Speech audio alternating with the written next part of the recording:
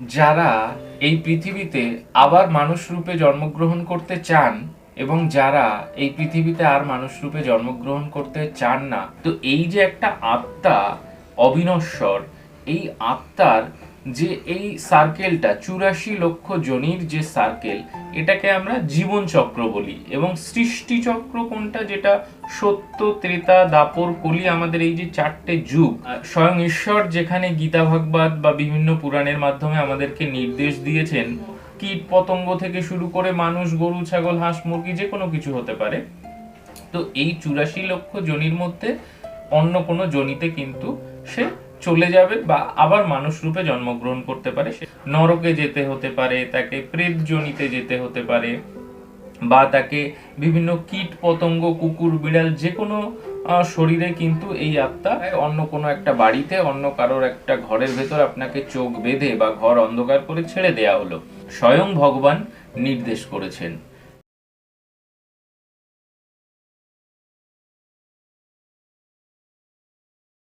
যারা এই পৃথিবীতে আবার মানুষ রূপে জন্মগ্রহণ করতে চান এবং যারা এই পৃথিবীতে আর মানুষ রূপে জন্মগ্রহণ করতে চান না, তাদের সকলের জন্যই আজকের এই ভিডিও। মানে অনেকে বলেন যে আমি আবার এই পৃথিবীতে জন্মগ্রহণ করতে চাই, আবার মানুষ রূপে ফিরে আসতে চাই, আবার এই পৃথিবীকে দেখতে চাই। তাদের জন্য যেমন এই ভিডিওটি আজ, তাদের জন্য এই ভিডিওটি যারা একটু আধ্যাত্ম মার্গে চলে, সত্য সম্পর্কে জানে, বা বিশেষ করে আমাদের যে সমস্ত সাধু মহাত্মারা যেমন সবসময় বলেন যে এই পৃথিবীতে যেন আমার আর জন্ম না হয়, আমি যেন ঈশ্বরের ধামে চলে যেতে পারি, ভগবত প্রাপ্তি করতে পারি। তো আমাদের সকলের জন্য আজ এই ভিডিওটা। তো শুরু করার আগে বলে রাখি, যে সকল ঈশ্বরপ্রেমী, ঈশ্বর ভক্তজন দীর্ঘদিন ধরে এই চ্যানেলটির সাথে জুড়ে আছেন চ্যানেলটি সাবস্ক্রাইবের মাধ্যমে, তাদেরকে অনেক ধন্যবাদ। এবং যে সকল ঈশ্বরপ্রেমী ভক্তজন আজ এই চ্যানেলে নতুন, তাদের জন্যও বলবো আপনাদেরকেও অনেক ধন্যবাদ। তবে বিভিন্ন তীর্থধাম, বিভিন্ন মন্দির, বা বিভিন্ন, যেমন আজকের ভিডিও আধ্যাত্ম কথা, তো এরকম নানান রকম ভিডিও আমরা প্রতিনিয়ত এই চ্যানেলটিতে নিয়ে আসার চেষ্টা করি।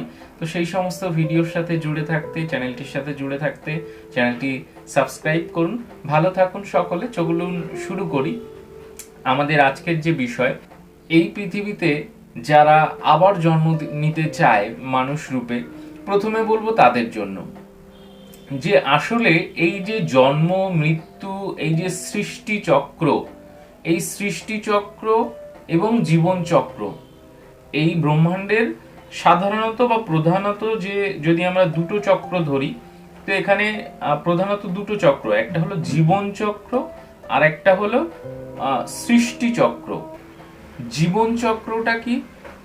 পুরাণ অনুযায়ী, গীতা ভাগবত অনুযায়ী, বা আধ্যাত্ম মার্গের ঈশ্বরের কথা অনুযায়ী, যে জীবন চক্র যেটা, সেটা হলো, মানে মনে করুন আমরা এই যে একটা শরীরের ভেতরে থাকে একটা আত্মা, এই শরীর ছাড়ার পরে, দেহত্যাগ করার পরে যে আত্মা, সেই আত্মা পুনরায় কোনো মানুষ রূপে জন্মগ্রহণ করতে পারে, বা যে 84 লক্ষ জনির কথা বলা হয়েছে, সেই 84 লক্ষ জনির যে কোনো কীট পতঙ্গ, গরু, ছাগল, হাঁস, মুরগি, যে কোনো কিছু হতে পারে, বা ভগবানের ধামে যেতে পারে, বা স্বর্গে যেতে পারে, বা নরকে যেতে পারে, তো যে কোনো কিছু হতে পারে।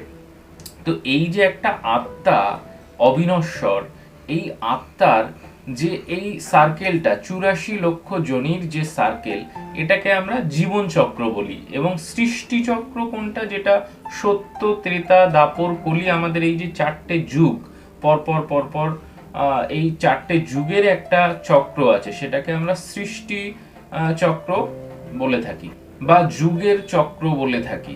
তাহলে পৃথিবীতে ফিরে আসতে চান বা পৃথিবীতে ফিরে না আসতে চান, ভগবানের ধামে যেতে চান বা স্বর্গরাজ্যতে চলে যেতে চান, বা মানে স্বর্গলোকে চলে যেতে চান, একই সাথে দুজনেরই উত্তর, যদি স্বয়ং ঈশ্বর যেখানে গীতা ভাগবত বা বিভিন্ন পুরাণের মাধ্যমে আমাদেরকে নির্দেশ দিয়েছেন মনুষ্য জীবকে কিভাবে চলতে হবে, তাদের আহার কেমন হবে, তাদের ব্যবহার কেমন হবে, তাদেরকে কিভাবে জীবন কাটাতে হবে, এটা সম্পূর্ণ গীতা ভাগবত বিভিন্ন পুরাণের মাধ্যমে কিন্তু স্বয়ং ভগবান নির্দেশ দিয়ে দিয়েছেন।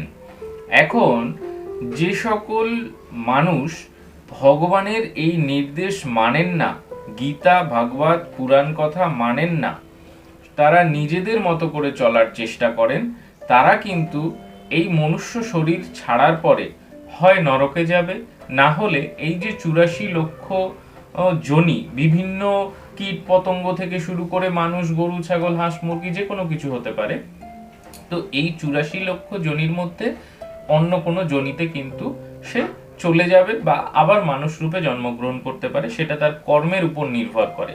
কিন্তু কর্মটা অবশ্যই মনে করুন গীতা ভাগবতের বিপক্ষে যে কর্ম, সেই কর্ম, যেখানে আপনি নিরামিষ, মানে গীতাতে যেমন বলা হয়েছে 3টে পথের কথা, সাত্ত্বিক, রাজসিক এবং তামসিক।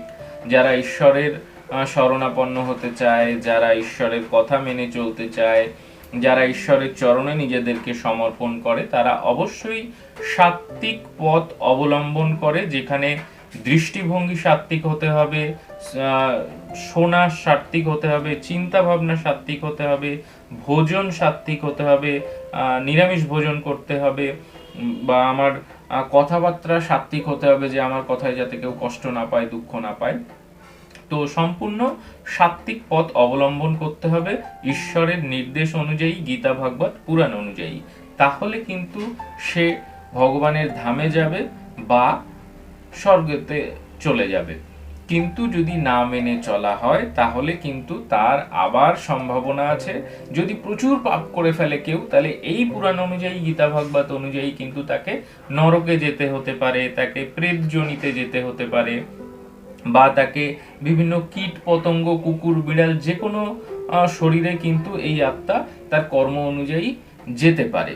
তাহলে এখানেও আমাদেরকে একটু বুঝতে হবে, এখানে একটু জানতে হবে বা শিখতে হবে এটাই, যে আপনি না জেনে যদি চলেন, মানে মনে করুন আপনাকে কোনো একটা অচেনা রাস্তাতে চোখ বেঁধে নিয়ে গিয়ে কোনো একটা অচেনা অন্ধকার রাস্তাতে আপনাকে ছেড়ে দেয়া হলো, তাহলে কি আপনি সেই রাস্তা দিয়ে যেতে পারবেন? পারবেন না। চেনা রাস্তাতেও আপনার চোখ বেঁধে দিলে কিন্তু আপনি যেতে পারবেন না।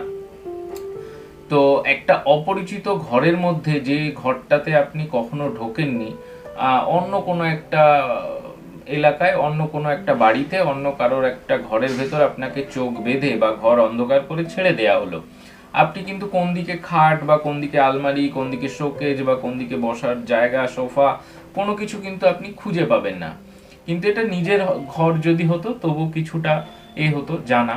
তো এখানে আমাদের কি বোঝাতে চাইছি, যে ঈশ্বরের যে নির্দেশ বা আমাদের যে জীবনে যে সঠিক সত্যি কোনটা করতে হবে আর কোনটা করতে হবে না, সেটা কিন্তু আমাদের কাছে ওই চোখ বাঁধার মতো বা অন্ধকার জায়গাতে যাওয়ার মতো সম্পূর্ণ অজানা, অচেনা। তাহলে এখানে আমাদেরকে যদি চলতে হয়, নিজের ঘরে কি অন্ধকার হলেও আপনি হাতড়ে হাতড়ে, যে আমার এখানে শোকেজ আছে, এখানে সোফা আছে বা খাট আলমারি এটা আছে, আপনি কিন্তু চলে যেতে পারবেন। তাহলে এটাই হলো ব্যাপার, যে অচেনা জায়গায় পারছেন না, চেনা জায়গাতে পারছেন। ঠিক সেরকম আপনাকে চিনতে হবে, জানতে হবে। কি জানতে হবে, কি চিনতে হবে?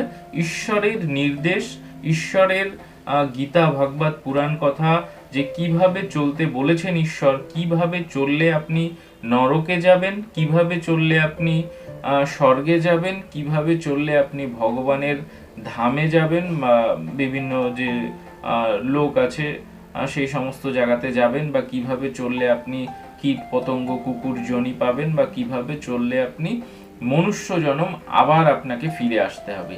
এই সমস্ত কিছু কিন্তু গীতা ভাগবত পুরাণের মাধ্যমে স্বয়ং ভগবান নির্দেশ করেছেন। তাই আপনাকে যদি ভগবানের ধামে যেতে হয়, তাহলেও আপনাকে গীতা ভাগবত জানতে হবে। আপনাকে যদি স্বর্গে যেতে হয়, তাহলেও আপনাকে গীতা ভাগবত সম্পর্কে জানতে হবে। আপনাকে নরকে যেতে হলেও, এবং পরে যদি আপনি আবার নতুন করে মনুষ্য রূপে জন্মগ্রহণ করতে চান, তাহলেও আপনাকে কিন্তু গীতা ভাগবত জানতে হবে। কারণ এটা হলো, মনে করুন আপনি কোথাও একটা, এই যে এখন নতুন যুগে হয়েছে না, যে ফোনের মধ্যে ম্যাপ দেখে দেখে যে কোনো অচেনা অপরিচিত জায়গাতে আমরা ম্যাপ দেখে দেখে চলে যাই। তো এই ম্যাপটা থাকলে আমাদের কিন্তু যে কোনো অচেনা অপরিচিত জায়গাতে আমরা চলে যাচ্ছি। ঠিক সেরকম গীতা ভাগবত পুরাণ হলো আমাদের ম্যাপ, যে ম্যাপ দেখে আমরা এই যে সমস্ত জায়গার নামগুলো বললাম, স্বর্গ, নরক, ঈশ্বরের ধাম, মনুষ্যজনী বা বিভিন্ন অন্য 84 লক্ষ জনী, আমরা যেখানেই যেতে চাই এই গীতা ভাগবত পুরাণ কথা হলো ম্যাপ, এই ম্যাপ দেখে কিন্তু আমরা সেখানে যেতে পারি। তো কেমন লাগলো, আশা করি অনেকটাই ক্লিয়ার হলো। এরপরেও যদি কোনো প্রশ্ন থেকে গিয়ে থাকে অবশ্যই কমেন্টের মাধ্যমে বলবেন, আশা করব পরবর্তী কোনো ভিডিওতে সেটা নিয়ে আলোচনা করার। তো আজ এখানেই শেষ করছি, সকলে ভালো থাকুন, সুস্থ থাকুন, দেখা হচ্ছে পরবর্তী ভিডিওতে। হর হর মহাদেব, শম্ভু শিব শিব শিব।